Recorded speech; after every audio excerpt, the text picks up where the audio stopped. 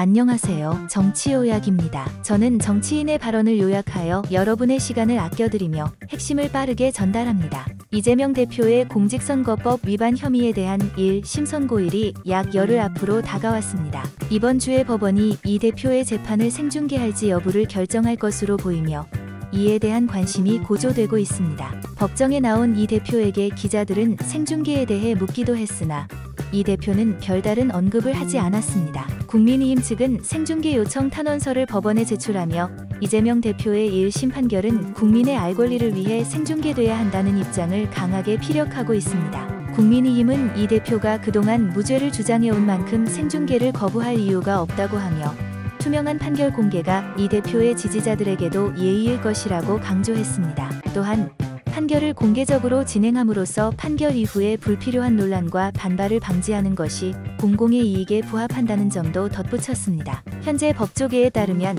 이재명 대표의 공직선거법 재판부와 위증교사 사건 재판부 모두 1심 선고를 생중계할지에 대해 신중하게 검토 중입니다. 법원이 이 대표 측의 생중계에 대한 동의를 공식적으로 요청하지는 않았지만 관련 규칙에 따라 재판부가 공공의 이익을 위해 생중계를 직권으로 결정할 수 있는 권한이 있습니다. 이 대표의 의견은 참고사항일 뿐 생중계 결정에 결정적인 영향을 미치지 않는다는 점도 법조계에서 강조되고 있습니다. 정치권 내에서도 이번 재판을 둘러싼 논란이 지속되고 있습니다.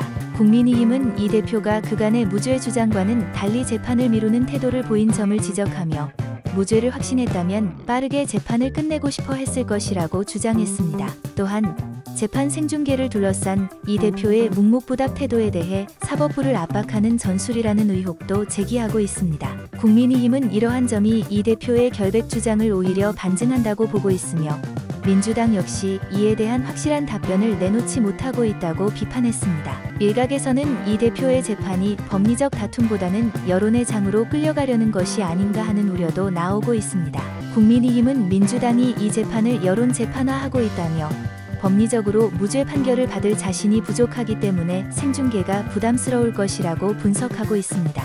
반면 민주당 내부에서는 이번 재판이 아직 1심 단계임을 강조하며 생중계에 대한 의견을 보류하는 모습입니다. 이와 관련해 민주당의 일부 관계자는 1심 재판에서 생중계 결정을 내리는 것은 이르다고 주장했습니다. 이들은 최종 판결이 나오는 3심에서야 생중계를 고려할 수 있다는 의견을 보였습니다. 또한 국민의힘이 재판부의 결정을 생중계를 통해 공개하자는 요구를 하는 것도 재판부에 대한 정치적 압박이라는 비판이 있습니다. 민주당은 국민의힘이 지나치게 생중계 요구에 집중하며 정작 중요한 정당의 정책이나 문제에는 소홀하다고 지적하며 자신들의 당내 문제도 신경 쓸 때가 아니냐고 꼬집었습니다. 법원의 최종 생중계 결정은 이르면 이번 주 중으로 나올 것으로 보이며 방송사들이 생중계를 준비하기 위해서도 며칠 전에는 결정이 내려져야 할 것입니다. 법조계 전문가들은 이번 생중계가 진행될 경우 이 대표와 민주당 측에 유리할 수도 있다고 분석합니다.